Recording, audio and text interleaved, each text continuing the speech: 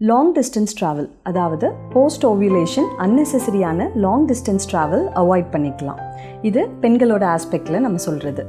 இன்னொன்று, பெண்களோட caffeine இன்டேக்கை minimise பண்ணிக்கலாம். பெண்கள் காஃபி எடுத்துக்கிறத ஐதர் கம்ப்ளீட்டாக அவாய்ட் பண்ணலாம், அல்லது we have to restrict it to less than 2 cups a day. 2 கப்பை விட குறைவாக எடுத்துக்கலாம். பிளாக் காஃபி அவாய்ட் பண்ணிவிட்டு மில்க் மிக்ஸ் பண்ண காஃபி எடுத்துக்கலாம். ஸோ தட் கெஃபின் கண்டென்ட்டை நம்ம கம்மி பண்ணிடலாம். மூணாவது விஷயம், ஸ்ட்ரெஸ்ஃபுல்லான lifestyle changes. Stress hormone உடம்புல அதிகப்படியாக சுரக்கும்போது கருமுட்டைகளும் சரியாக ஓவுலேட் ஆகாது. மேல் பார்ட்னருக்கும் உயிரணுக்களோட உற்பத்தி குறைவாக தான் இருக்கும்.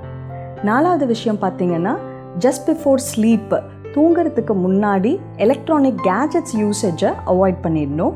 ஏன்னா இந்த மாதிரி ஜஸ்ட் பிஃபோர் ஸ்லீப் அதிகப்படியாக எலக்ட்ரானிக் கேஜெட்ஸ் யூஸ் பண்ணுற பெண்களுக்கு தூக்கத்தில் சுரக்க வேண்டிய மெலட்டோனின் அப்படிங்கிற ஹார்மோனும் சரி, க்ரோத் ஹார்மோனும் சரி வர சுரக்கிறதில்ல.